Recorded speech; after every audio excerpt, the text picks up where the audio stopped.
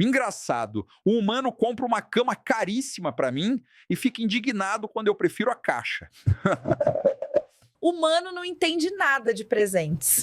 Mas quando você traz um presente, ele aceita? Claro que não.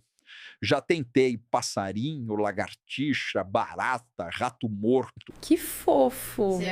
Ela deve ter amado. Não para ela. Deixei na cama da humana antes dela acordar e ela começou a gritar que nem louca. E ainda me chutou para fora do quarto. Ou seja, só vale presente quando é inútil.